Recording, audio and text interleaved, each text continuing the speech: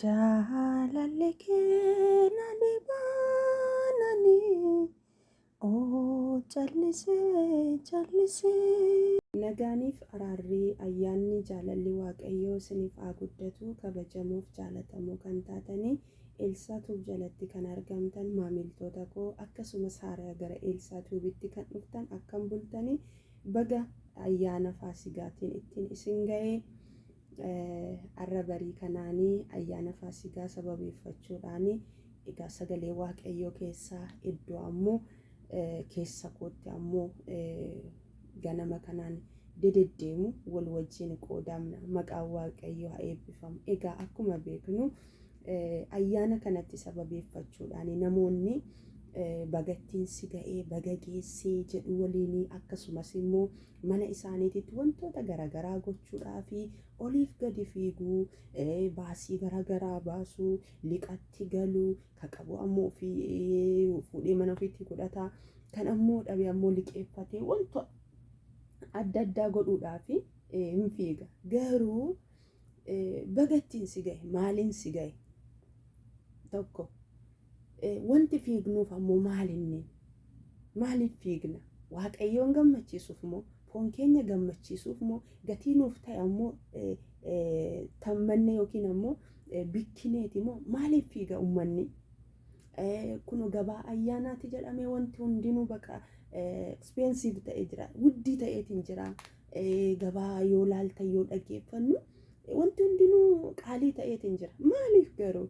Maaliif? Hagam keenyatu saba fiigu kana keessa guyyaa har'aa kan interview uduu na gaafatanii uduu si gaafatanii maaltu siif ooleera maaliif fiigaatta maal inni yoo nuun jedhaniitiin jedhanii waa hagam deebisuu dandeenya obboloota koo. Kanatu keessa koo deddeebaatiin ture.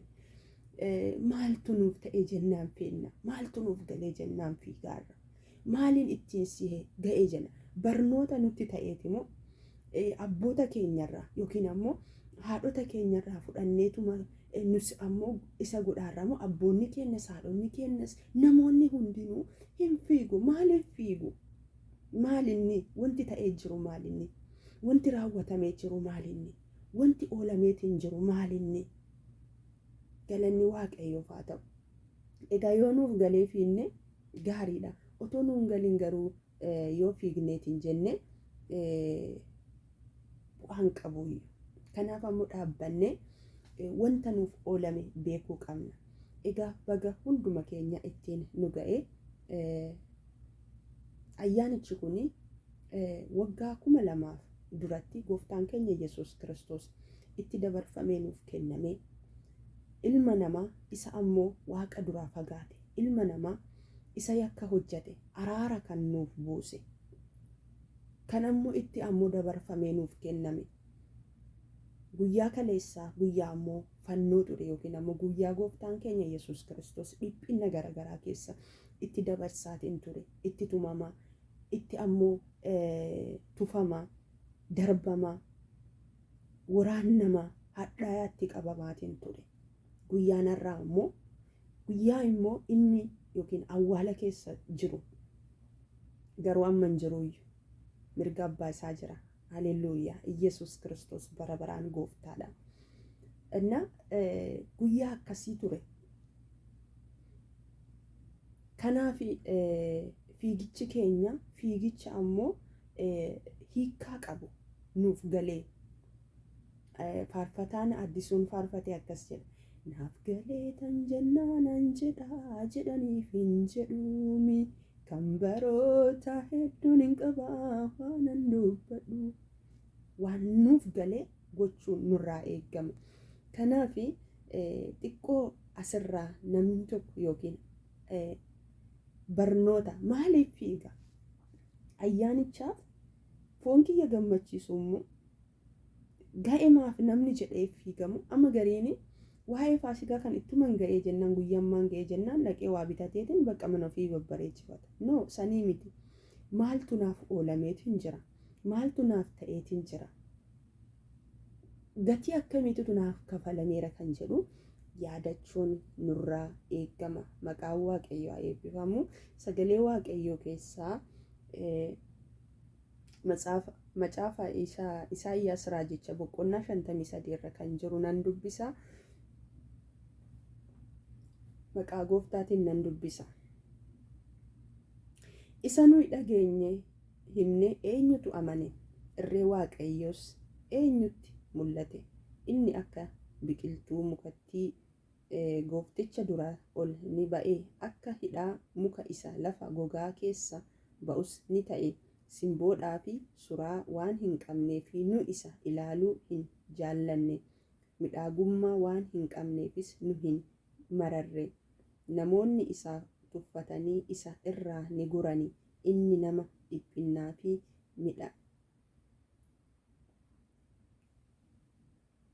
muddamni itti baay'atu ture. Inni akka nama tuffatanii achi ilaalanii bira darbanii ni ta'e. Nuyis homattuu iyyuu isa hin lakkoofne jedha. Lakkoofsa 4 irratti. Inni garuu dhugumaan dhiphinna keenya of irra ni kaa'e, muddama keenyas ni baate. Nuyi garuu akka waan Waaqayyo dha'icha isatti fidee akka waan inni isa rukutee gad isa deebisetti ni lakkoofne. Inni garuu balleessaa keenyaaf ni waraanname, sababa yakka keenyaafis reebamee ni caccabsame. Nuyi nagaa akka argannuufi inni ni adabame jedha. Maqaan Waaqayyoo haa eebbifamu. Har'a an nagaa akka argadhuuf, ati nagaa akka argattuuf, har'a an bilisaan akka ba'uuf, bilisaan akka galuuf, gatii nu kaffaluu hin dandeenye, gatii nuti baasuu hin dandeenye, inni nuuf ooleeti jennaani. Har'a ba'uu nuuf ta'e, har'a galuu nuuf ta'e, har'a immoo deemuu nuuf ta'e. Gatii Waaqayyo nuuf oolee jireenya keenyaaf wanta nu kafaluu hin dandeenye, wanta nuti deebisuu hin dandeenye, wanta ammoo womaanuu baasuu hin dandeenye, gooftaan keenya Yesuus Kiristoos lubbuu isaa nuuf kennuudhaani akkasumaan ilma namaa hunduma addunyaa lafaa hunduma jaallate. Maqaan Waaqayyoo kan eebbifame haa ta'u. Inni utuu maal qabu? Inni maal ture? Waaqa ture. Inni maal ture? Qulqulluu ture. Inni maal ture? Yakka kan hin qabne ture. Inni maal ture? Gooftaa ture. Haa ta'u garuu maaliif gara addunyaa kanaa dhufe? Ilmi namaa karaa Addaamiitiin isa Waaqayyo hin godhinaa jedhe, isa Waaqayyo hin nyaatinaa jedhe nyaatanii gaafa ammoo bakka Waaqayyo isaan kaa'ee ba'aniitiin jedhanii ulfinni Waaqayyo isaan irraa irrate, ulfina Waaqayyo isaan irraa irrate sanii karaa eenyuutiin ulfinni Waaqayyo namaaf deebi'e? Karaa gooftaa keenya Yesuus Kiristoositi. Inni maal ta'uudhaan? Ulfina ofii dhabuudhaan. Inni maal ta'uudhaan? Gadi jechuudhaan. Inni maal jechuudhaan? Salphachuudhaan. Lakkoofsa 4 irratti akkasii. Inni garuu dhugumaan dhiphinna keenya ofii irra ni kaa'e jedha. Dhiphinna keenya ofirra ni kaa'e. Mudaa keenya ni baate. Nuyi garuu akka waan Waaqayyo dha'icha isatti fidee akka waan inni isa rukutee gad isa deebisee ni lakkoofne jedha. Inni garuu eenyuudhaaf? Nuudhaaf, anaaf, si'iif. Otoma yakka hin qabne, otoma waan tokko balleessaa hin qabne, badii keenya maal godhe? Ofirra kaa'e. Kiristoos ammoo du'a keenya nuuf du'ee, tumama keenya nuuf tumamee, tumama kiyya tumamee tumamaa na baase, du'a kiyya du'ee du'aa na baase, dhiphinna kiyya dhiphatee dhiphinnaa na baase. Galanni Waaqayyoof haa ta'u. Eenyu nuuf kanfaluu kan hin dandeenye, eenyu nuuf ooluu kan hin dandeenye nuuf oolee lubbuu isaa hamma ammoo du'atti nuuf kennee akkasumaan nu jaallate. Galanni Waaqayyoof haa ta'u.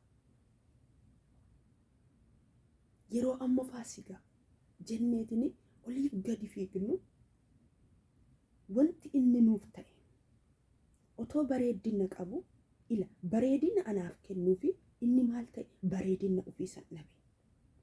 Ulfina naaf kennuuf ulfina ofiisan dhabe. Akka hoolaa qalamuuf deemutti warroota ammoo cubbamoota harkatti Tsayin cal'ise deebii isaanitti hin deebisu. Maaliif? Nu fayyisuuf.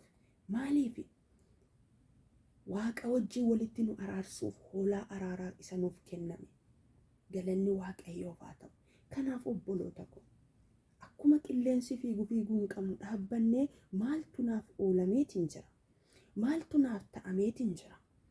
Maaltu naaf ammoo hojjetameetiin jira jenneetiin yaaddachuu qabna. Baga geesse, baga geette, baga geenye jenna. Maalitti geette?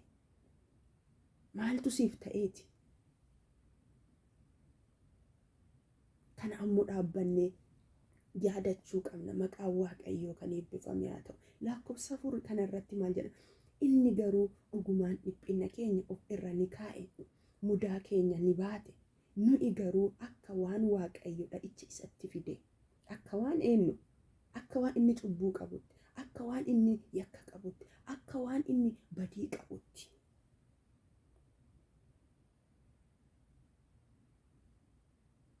Isa rukutee gad isa deebisee ni lakkoofne. Inni garuu jedha balleessaa keenyaaf ni waraanname. Balleessaa keenyaaf ni waraanname. Sababa yakka keenyaaf reebamee ni caccabsame. Nuyi nagaa akka argannuuf inni ni adabame. Muddama isaatiin madaa'uu isaatiin fayyinna nuuf ni argame jedha. Maqaan Waaqayyoo haa eebbifamu. Eenyuuni? Madaa'uu isaatiin. Madaa'uu isaatiin nu maal taane? Fayyinna arganne. Tumamuu isaatiin, dhiiga isaa nuuf dhangalaa'u isaatiin, Kiristoos dhiiga isaa nuuf dhangalaasee nu jaalate. Dhiigni kana booddee dhangala'eetiin bilisa nu baasuu hin jiru. Kiristoos dhiiga nuuf dhangalaasee. Dhiigni Kiristoos inni dhangala'e sun adhallee obboleettii koo gara fayyina kanatti warra dhufneef har'allee isin fayyisa. Har'allee Yesuus isin jaallata. Har'allee isiniif du'eetiin jira. Har'allee isin jaallata gooftaan. Koottaa jedheetiin hundumaafuu du'e. Har'a namoonni gatii kaffaluudhaaf luka qullaa deemuu, wantoota garaagaraa godhuu, wantoota adda addaa baasu. Kun ammoo nama qulleessuu hin danda'u. Kun ammoo bilisa nama baasuu hin danda'u. Gatiin nuuf kanfalameera. Eenyuun?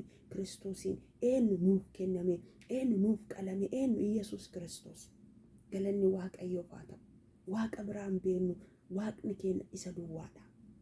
Kan waaqeffamu, kan sagadamu, kan sodaatamu Kiristoos duwwaadha. Kanaaf ammoo gatii nuuf kanfalame. Yeroo deemnu, yeroo baanu, yeroo gallu, yeroo deddeebinu hundumaa gatii naaf kanfalame. Olmaa Waaqayyo naaf oole, gochaa Waaqayyo naaf godhe, beekaa ba'uu, beekaa galuu ammoo qaba. Galanni Waaqayyoof haa ta'u. Kiristoos akkas godhee ana jaallate, si jaallate, du'a jalaa nu baraare, du'a jalaa nu baase. Gatiin naaf ba'eera. Ameen. Gatiin naaf kanfalameera. Ameen. Du'a isaatiin ani du'a ooleera. Ameen. Inni cunqurfamana jalaa na baase. Galanni Waaqayyoof haa ta'u. Kanaaf olmaa Waaqayyoo, gochaa Waaqayyoo, wanti Waaqayyo nuuf godhe yeroo hunduma nuuf galeetiin jiraachuu deddeebi'uu qabna. Galanni Waaqayyoof haa ta'u. Inni nagaa dhabee nagaa nuuf kenne. Akkanatti nagaatti taa'uun kenna. Namni fakkeenyaaf ibsaa mana keenyatti ibsannuuf yookiin ammoo qoxaarii mana keenyarra jirruuf maal kanfalla? Gatii kanfalla. Argitanii? Gatii kanfalla. Gooftaa Yesuus Kiristoos nuuf fannifamee nuuf du'e, dhiiga nuuf dhangalaasee nu jaallateef gatiin kafaltee jira? Hin jiru. Maalidha? Amanuu duwwaadhaan. Ameen. Jaallachuu duwwaadhaan. Isa galateeffachuu duwwaadhaan. Isaaf adda ba'uun jiraachuudhaan kanuma kan inni narraa barbaadu. Maqaan Waaqayyoo kan eebbifame haa ta'u. Kanaaf saba koo warri sagalee kana dhaggeeffatan, warri ammoo sagalee kana ammoo isiniif galu yookiin ammoo afaan kun isiniif galu. Gooftaa Yesuus Kiristoos adhallee isin jaallata. Karaan dhugaan jireenyi isa duwwaadha. Kan nuuf ammoo gatii baase gooftaadha. Kan ittiin fayyinu isa duwwaadha. Kanaaf isatti amana, isatti ammoo hidhama, isatti ammoo jiraadha. Inni nagaa keenya, inni ulfina keenya, inni abbaa keenya. Ameen. Inni deebee nu fudhata. Bootaa nuuf qopheessuuf abbaa isaa bira jira. Deebi'ee ammoo nu fudhata. Galanni Waaqayyoof haa ta'u. Kanaaf isaaf adda baanee akka jiraannu yeroo hundumaa guyyama guyyaanii gooftaan Yesuus maal naaf ta'eera, akkamitti na jaallateera kan jedhu nu keessa deddeebi'uu qaba. Galanni Waaqayyoof haa ta'u. Jechoota duwwaa miti. Kanaaf faarfataan faarfate jechoota duwwaa miti jaalalli kee. Ameen. Isa jedhanii duwwaa miti jaalalli kee. Yesuus akki kee.